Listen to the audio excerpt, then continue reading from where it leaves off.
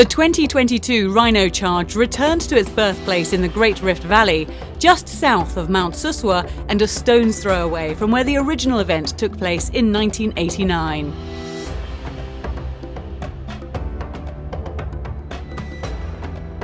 The Maasai community of Mosiro in Kajiado District welcomed teams for the 33rd running of this iconic event that raises money for the Rhino Arc Kenya Charitable Trust.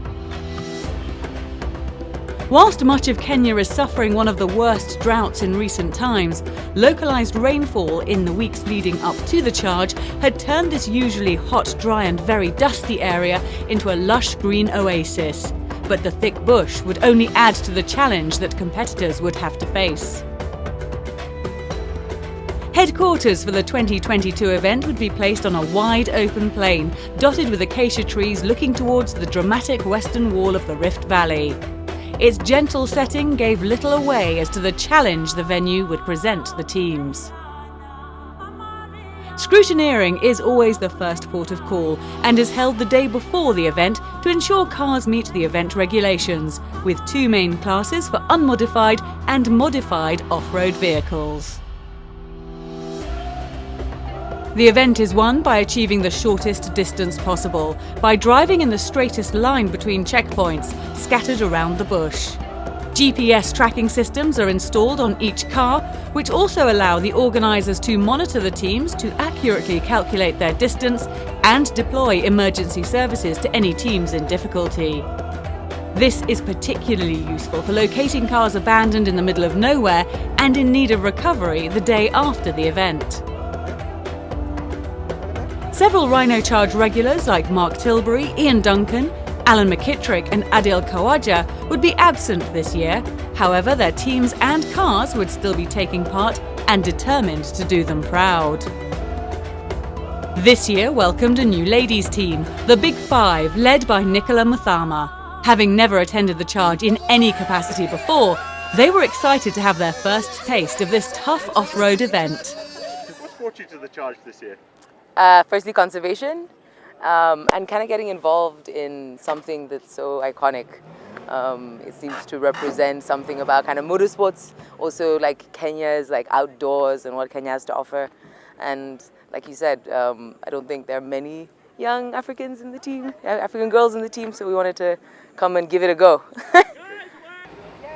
Other more regular teams were excited to once again tackle the event. We ended up doing the charge last year, majority of the course in three-wheel. So we've changed out the portal gears now, a few other mods that are top secret. Okay. And yeah, we're confident, good to go.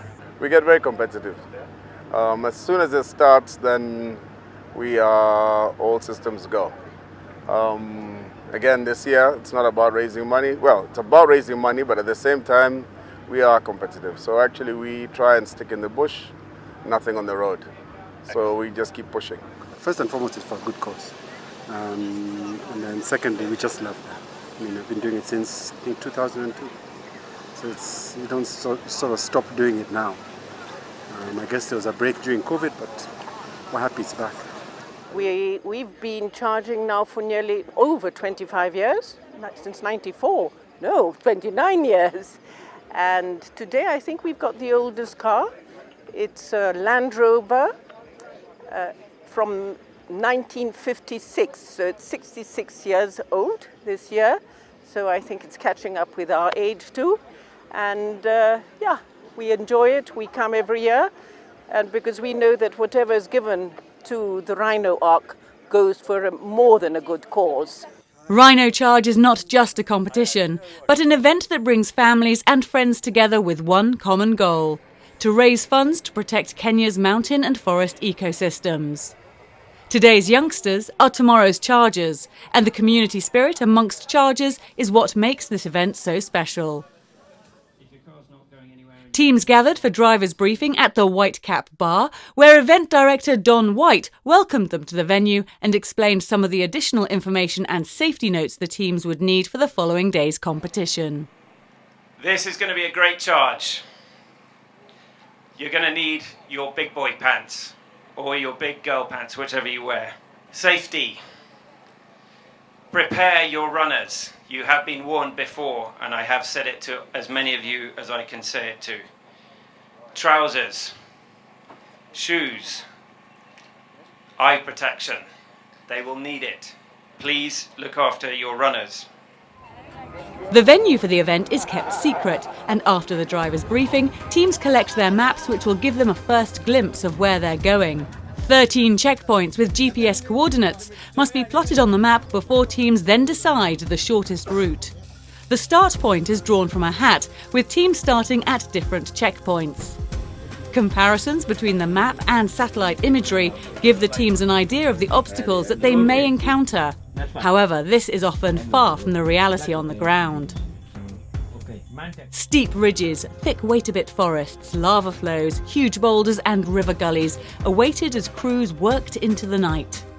A quick look at some of the different routes planned by various crews shows the variety of approaches and navigational decisions which were made, depending on their start position and direction which they chose to tackle the course.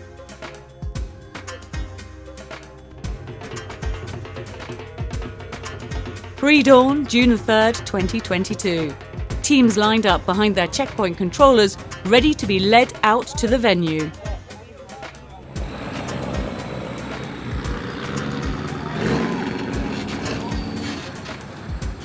As teams moved out towards their start control, they get a first chance to see what lies ahead. Excitement slowly turns to trepidation as reality dawns and the realization that this is going to be another hard day's work.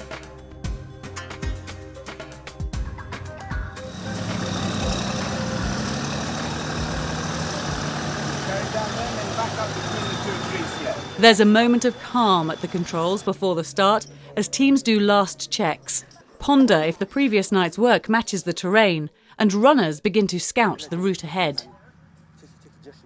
It looks, from the satellite, you look down, it looks sour, but the mountains in there. It's going to be tough out there, is it, Jimmy? Yeah, I think so. I think it's who's got the balls to go down some of the steep stuff is going to win. It looks rough out there. There's a lot of rocks. A lot of rocks. A lot of rocks, but a ridges. thick bush. Yeah. But fingers crossed, we'll do well. Which sectors do you think are going to be the toughest? Looking at that river, the gauntlet is going to be pretty hard. And then all the southern sector, where it's much steeper. Okay. The countdown is broadcast across the radio channels to each control, and at precisely 7:30, the 2022 Rhino Charge got underway. At Sandstorm, the majority of the teams had opted to go in an anti-clockwise direction. Team 42 have won the event on 6 occasions and set off with high expectations. However, within 300 metres, they broke a half shaft and they were down to 3-wheel drive.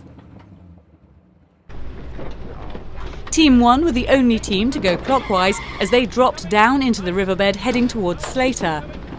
Well done, Tom! Well done, Tom!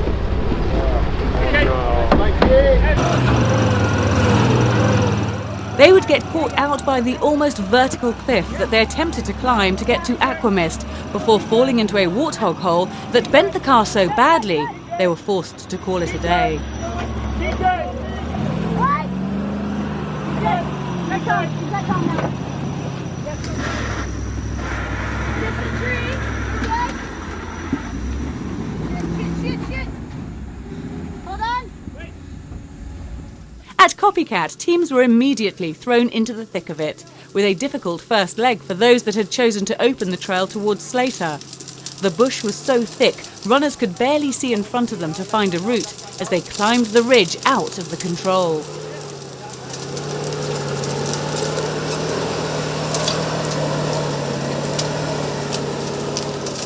Team 48 led the way, the multiple champions hoping to reclaim the crown they last won in 2019. Being the pathfinder is incredibly challenging and opens up the route for others to attempt to follow. Taking advantage of the chance to follow Team 48, Team Kifaru Kwanzaa attempted to tuck in behind. However, they were soon snagged on a rock and would have to find a different route around. The plan, I think we're trying to lift it up, get it over that rock, because there's a rock stuck right underneath that car, but we've just gone above it now, so fingers crossed we'll get through. Coming in the opposite direction from Slater and taking a slightly straighter line were Team 60, who had the advantage of dropping down the hill.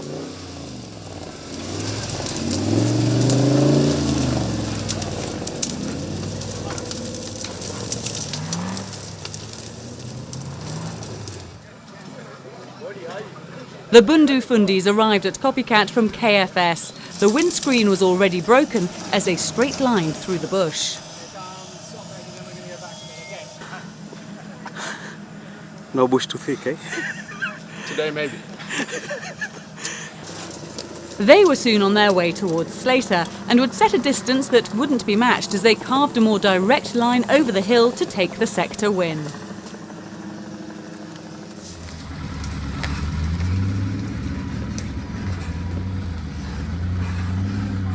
At KFS, the Braeburn Sevens and Team Choms were following the path set by the Bundu Fundis. However, after crossing the Lugger, the Sevens team found a more direct route to Copycat.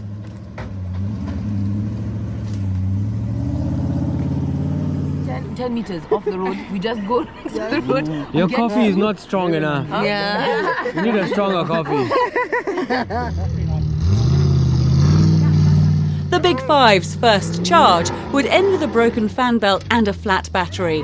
But this was a first taste, and we hope they'll be back next year to give the charge another go.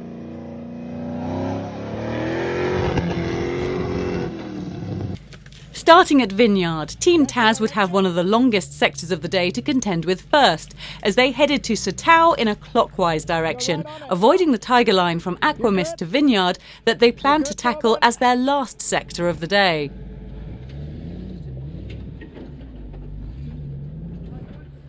For the Smiling Shenzis, their day began with a steep 100-metre drop out of Aquamist, opening the track that would lead to Mantec.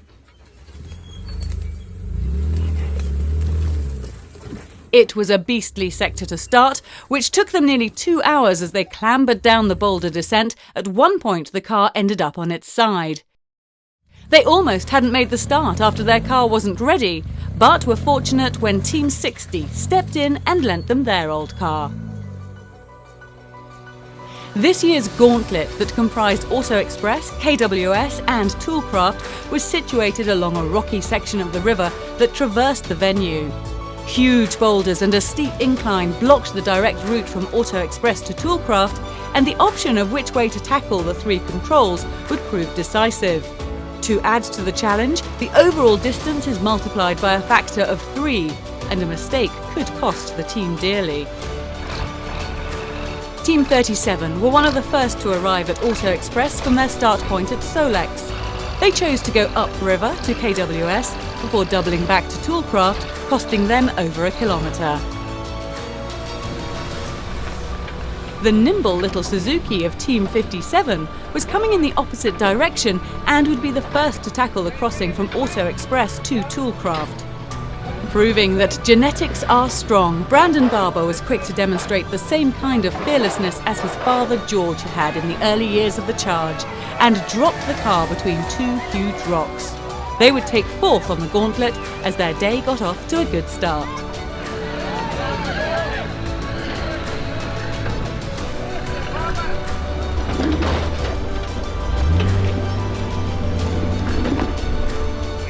Too big to follow the same route, Moto was forced to find a different way off the rocks. The painful sound of diffs crunching on rocks would become all too familiar as the day wore on. They had opted to go to Toolcraft before KWS, thus avoiding the rocky riverbed, but it proved to be a much longer way to go.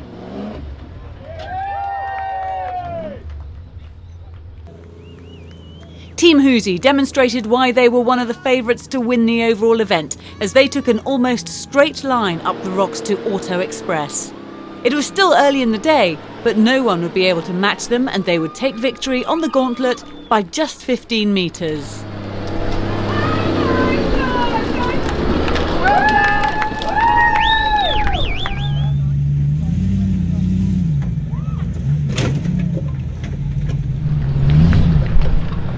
Team Taz was spurred on by some inter-family rivalry, and Torben Rune was keen to show Team Hoosie that his beast was just as capable, as he too took a similar line up to Auto Express.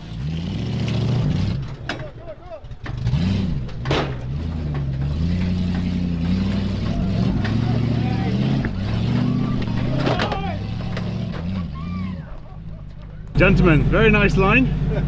Exciting stuff.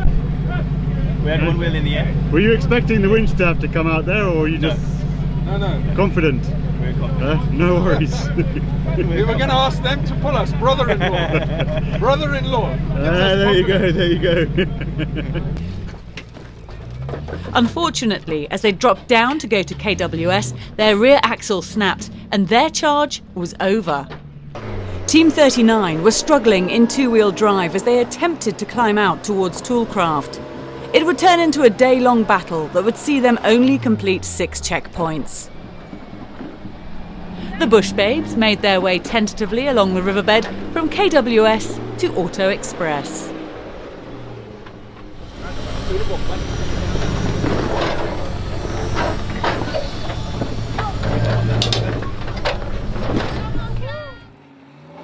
Regularly in the running for the highest sponsorship award, the Magnet Chargers were enjoying their second outing in the modified Range Rover.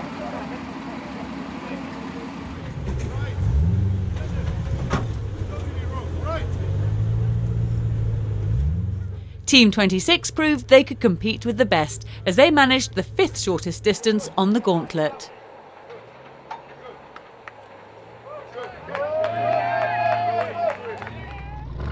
The Karutu Chargers got off to a good start in the morning, but eventually broke their steering near Satao and had to abandon the car overnight after just 6 checkpoints.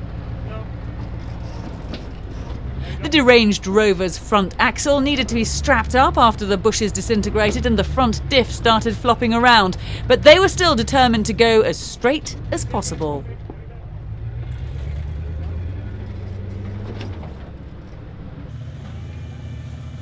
There was plenty of action to keep spectators that had travelled to the gauntlet entertained as the morning temperatures began to rise and the threat of rain disappeared.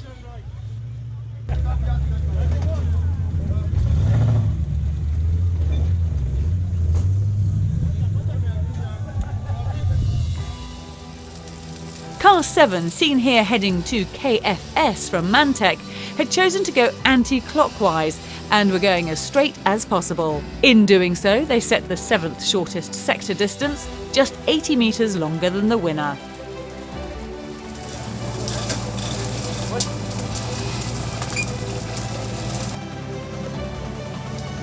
Team 5 showed that they were in the mood to take the title back as they straightened up their way towards KFS in a clockwise direction from Copycat. This meant they dropped down the hill into KFS, setting the 3rd shortest sector distance.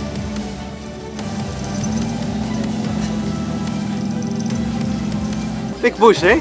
Very thick bush. Look at it. All worth it, eh? All worth it. The roving rogues were having a good day with plenty of supporter following. However, on their final sector from Vineyard back to their start point at Satao, they made a navigational error and ended up back at the gauntlet, costing them a potential top 5 position.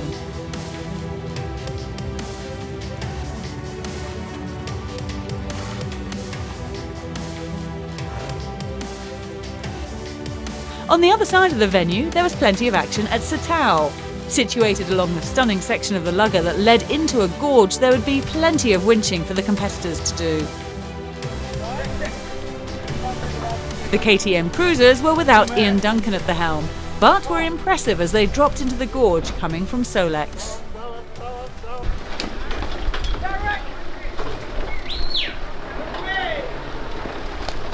Yeah. And right down. One way to do it.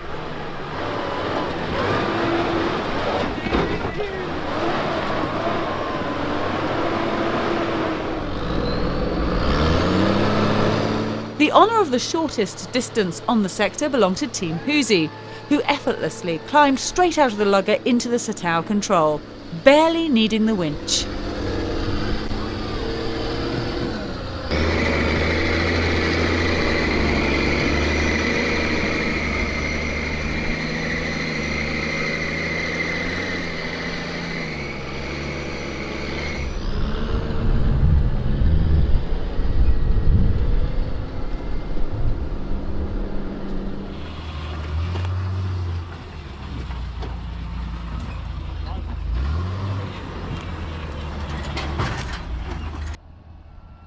The fat rhinos were back after missing 2021, but had lost none of their skill as they made their way from Solex in the third shortest distance. What? That was insane! Bring it up! Bring it up!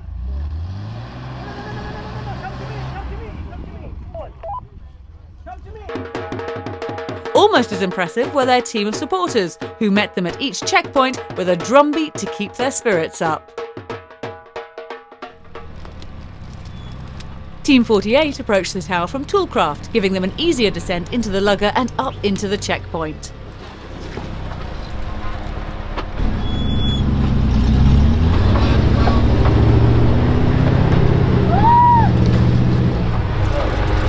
They would then head towards Vineyard, crossing a narrow, steep-sided gully, and would win the sector by 28 metres.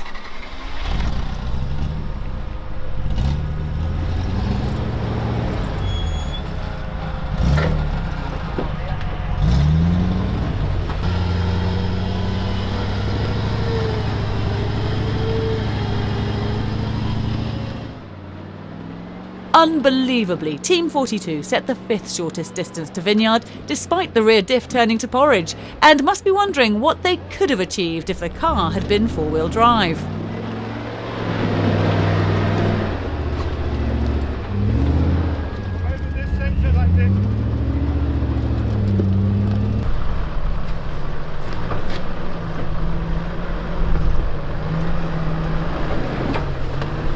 Team Olichodo were heading in the opposite direction, having come from Vineyard.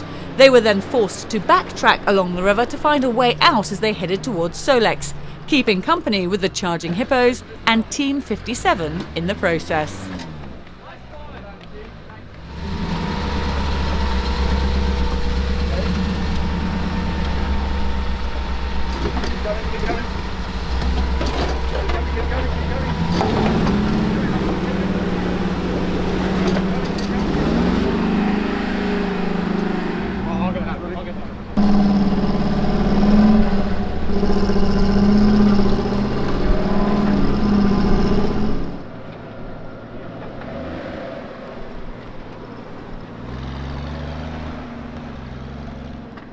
It wasn't an easy day for the unmodified cars, but the Gumtree 4x4 team were tackling each sector as hard as possible.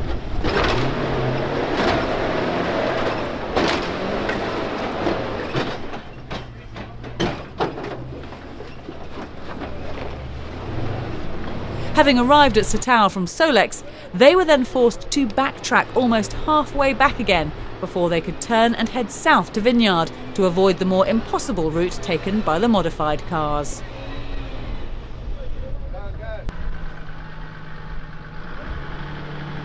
Peter Kinua was having a great day, charging hard. They were heading towards Solex.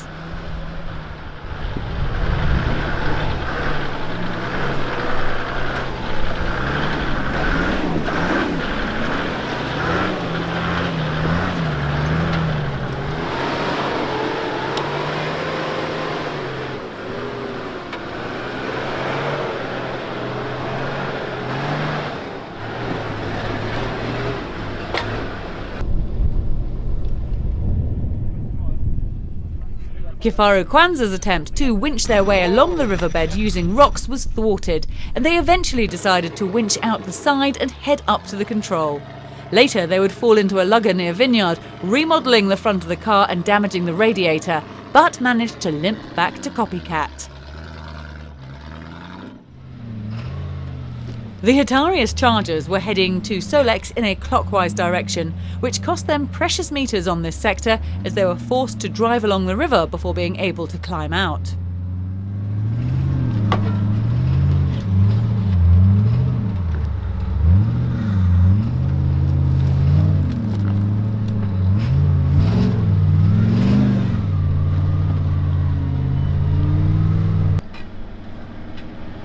The Bundu Fundis were more tentative in their approach as they arrived at Satao, but set the second shortest distance from Solex.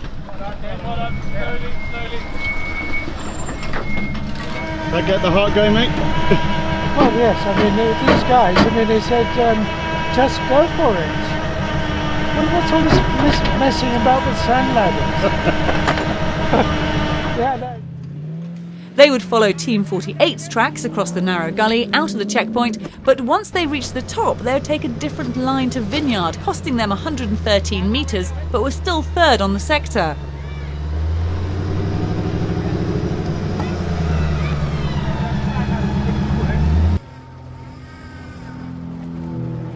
Team 61 started out with gusto, completing 6 checkpoints in just 3 hours. Then the day began to unravel, and they'd only complete 9 in the end. The car had a few more moving parts than it was supposed to. Power, power, full power!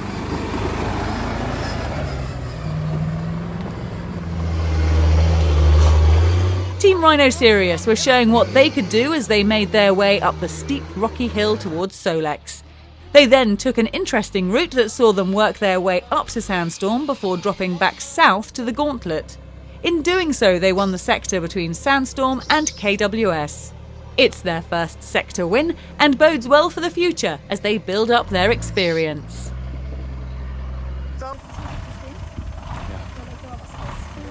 Across at KFS, the mighty Unimog of John Kenyali seemed to be in a spot of bother, but after some careful use of the rear winch, they were soon on their way again.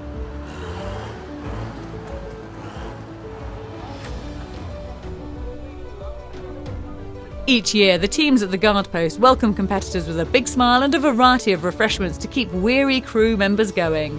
These sponsors are a critical part of the charge, without whom the event couldn't run. The Aussies in Team 63 had a bag full of problems and were happy to make it to Solex for some refreshments before battling on. Broken a steering arm, seized the engine, managed to get it going again, electrical issues, winch stopped. Typical charge. Full on. Pretty usual charge. The Gauntlet is always busy, as teams that feel they've blown the chance of a podium finish focus on trying to salvage the day by winning this challenge. It's also a focal point for spectators who love a good bit of entertainment.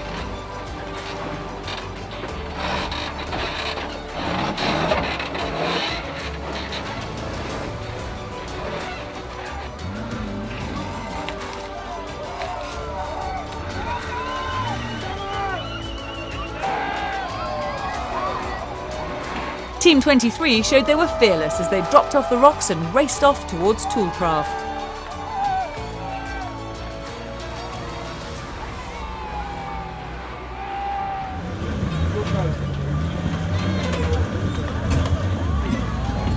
The smiling Shenzis would have to wait patiently for oncoming traffic before climbing the rock into Auto Express. They were looking like contenders for overall honours until a navigational mistake, plugging in the wrong waypoint in Grey Cullen's GPS. They would go 600 metres in the wrong direction before realising their mistake, costing them a kilometre. They'd finish second by 700 metres.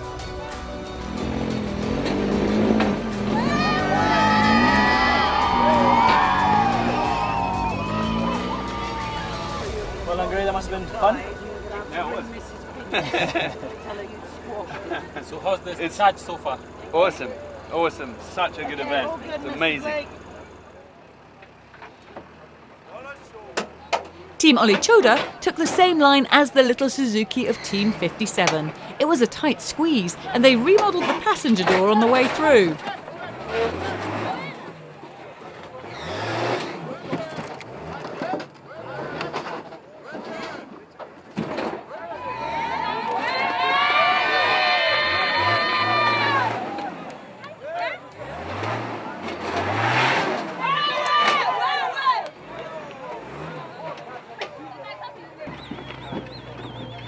King 21 had to get the winch out after wedging the car between two rocks.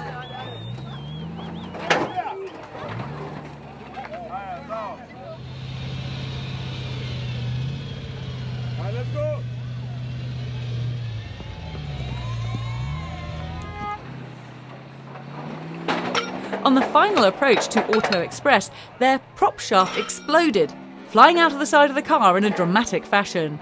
They would fit a spare and carry on. The Mbuzi Bandits put on a great show for the spectators. Their custom rock crawler buggy was in its natural habitat as it eased over the terrain.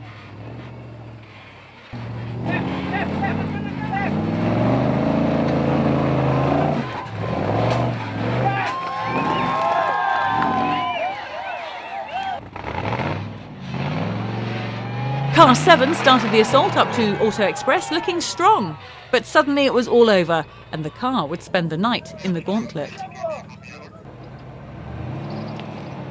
Team 5 were not immune from a little rock crunching as they made their way past the stranded Car 7.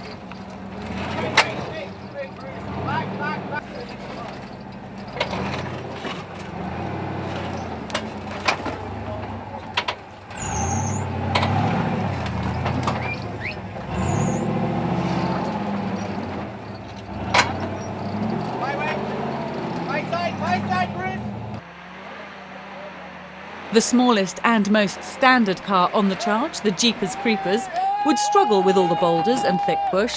They started out valiantly on their first 3 checkpoints, attempting to straight line through the bush, but eventually would be forced to use the roads and only made it to 7 checkpoints.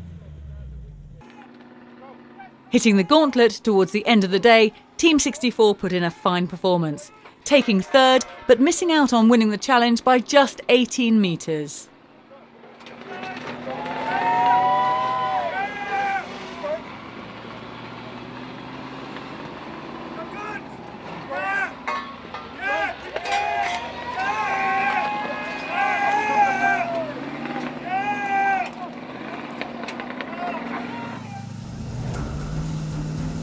As the day began to draw to a close, there was plenty of action still happening at Tyre World. Team 53 were attempting to winch their little Range Rover up the rocks towards the checkpoint. Vin.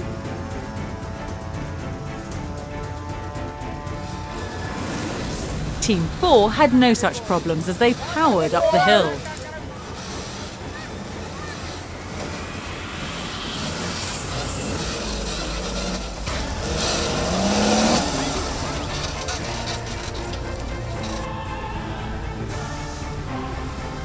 The Americans bounced their way up the hill in their unmodified Range Rover. This venue was a massive challenge for these cars, and they did well to reach 9 checkpoints.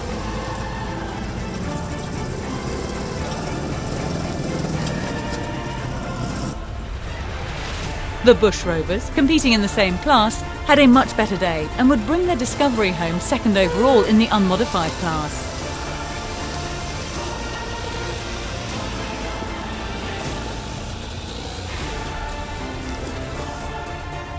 The Barbars also struggled, but eventually made it up the hill.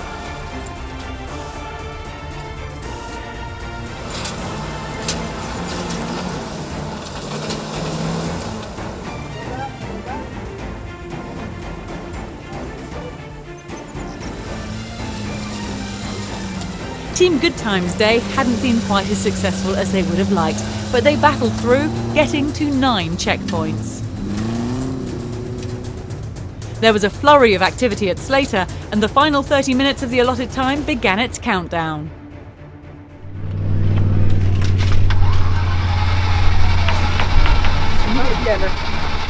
The charging hippos made it home despite a scare when the car wouldn't restart on the climb up to the checkpoint. It was a fantastic day, finishing in 10th overall. Oh, that was good. Well done, lads. Good driving, man. Well done, yeah, well, good running.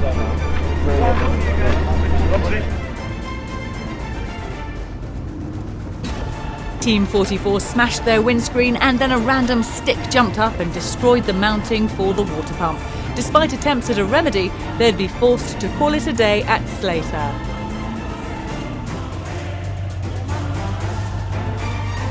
This year, they once again raised the 2nd highest sponsorship.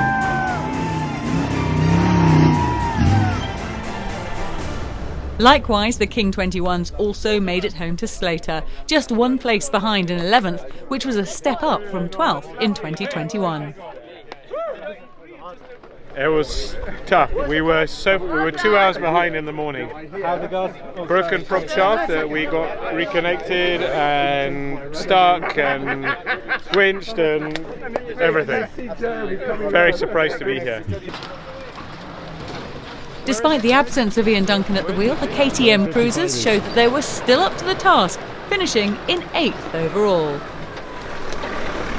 Left. Hey! Well done, boys! Team 55 literally dragged their crippled cruiser into the checkpoint, missing out on a finish by just one guard post.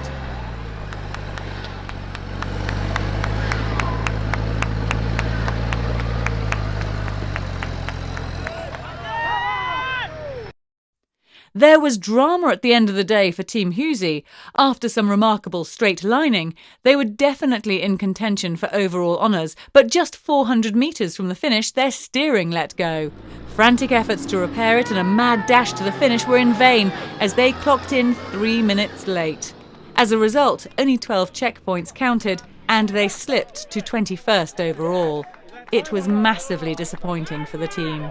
I'm going to write it down, but they told us stop. They told us they closed it. Already? Yeah, 3 minutes, guys. I'm so sorry. But I'm going to write it down anyway. Yeah. Okay. When you got to like there, so. Press, man. Well done, man. Well done. What broke? Fitting broke on the power steering. The Mbuzi Bandits almost didn't make it after their gearbox started playing up and they lost drive near Satao. It had been such a hard day that they took a moment to realise it was all over. They had lent their spare car to the Smiling Shenzis, offered help and repaired other cars before and during the event. This sense of camaraderie is what sets the Rhino Charge apart, and Ajitesh Kapoor would be awarded the Spirit of the Charge, presented by Trish Coombs, whose husband Rob was one of the event founders. Despite a broken radius arm, prop shaft and a front diff with a mind of its own, the deranged Rovers achieved their best result, finishing 5th overall. At KFS, the Hatarius Chargers made it back with time in hand. They'd thrown everything at the course, but came up just short again, finishing in 4th overall, missing a podium by just 25 metres.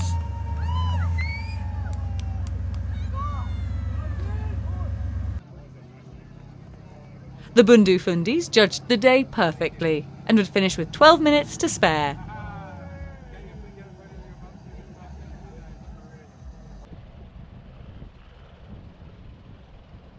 Tired and weary teams made their way back to HQ as the sun set on another epic adventure.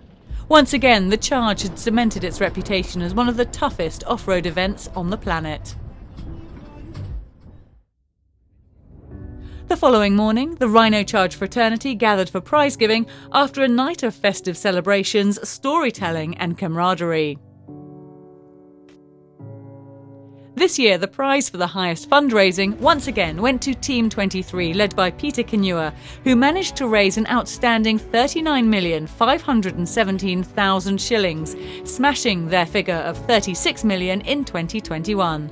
This outstanding sum once again shows the commitment from this team, and with Peter as the chairman of Rhino Arc, one can be sure these funds will go where they're needed. To our sponsors, thank you very much, and the directors of Rhino Charge and the Chargers, I thank you all for this great event. Thank you. Team AK-44, led by Adil Khawaja, took the honours for the second highest fundraiser. They raised an outstanding 21,733,000 shillings. The Magnet Chargers once again took the final podium step with a total figure of 10,840,000 shillings. These three teams combined raised just over 72 million shillings between them, accounting for over 45% of the total funds raised in 2022. While the Charge is a fundraising event, it is also a fierce competition on the day, and the accolade of winning the event for both the modified and unmodified teams is the other reason these crazy 4x4 enthusiasts take part. On the bottom step of the overall classification this year were Team 5. In the absence of Alan McKittrick, they finished in a total distance of 26.9 kilometres. The Smiling Shenzis showed what a formidable team they are, taking second overall in a car they borrowed from the Mbuzi Bandits just days before the event. Had it not been for their navigational error, victory would certainly have been theirs. They finished on 25.54 kilometres. The overall honours, winners' trophy and first in the modified class for 2022 went to defending champions, the Bundu Fundis. They won by 820 metres, with some clever and calculated driving, always shaving a little off their rivals' tracks and keeping a good rhythm. This is their 4th victory, and they'll be back in 2023, hoping to score a hat-trick. I just wanted to say, on behalf of all of us, thank you to Don and everyone who makes this event what it is. I think Don, at the helm of this event, really gets, what it's like to do it, because he's been a driver, and the courses he sets and the events he sets have been, they've been brilliant. And yesterday was the hardest one he's done yet. We really had to work hard, but we enjoyed it, and I got the sense that everyone did. So thank you to your team and everyone who makes it what it is. Every team that enters the Rhino Charge raises money for the cause. In 2021, Rhino Chargers raised an incredible 156,279,000 shillings. This equates to over $1.3 million. In keeping with the ethos of supporting communities where the event takes place by charging a land access fee, this year's event raised just over 5 million shillings for the Mosiro community in Kajiado County. These funds are raised for the Rhino Arc Kenya Charitable Trust, an organisation set up to safeguard Kenya's mountain water towers and forest ecosystems. For 32 years, this event has continued to support Rhino Arc with its annual fundraiser. Rhino Arc continues to expand its projects both on the Mau ecosystem as well as working with communities to expand reforestation projects. In 2022, Rhino Arc will begin an ambitious project to fence the Kakamega Forest, the last remaining rainforest in western Kenya. Whilst new donors and partners join in the fight to save Kenya's forests, funds raised by the Chargers is used primarily to fund the maintenance of its legacy fence line projects on Mount Kenya, the Aberdares and Iburu. Fires continue to present a serious threat to these ecosystems, and Rhino Arc is at the forefront of combating these fires that are becoming ever more frequent. For more information about the amazing work the Rhino Arc Kenya Charitable Trust is involved in, please visit their website at rhinoarc.org. And don't forget to follow them on social media for the latest updates. As the dust settles on the 2022 event, teams are already looking forward to the challenge that awaits them in 2023. Cars will be fixed, modifications made, strategies improved, and funds will be raised.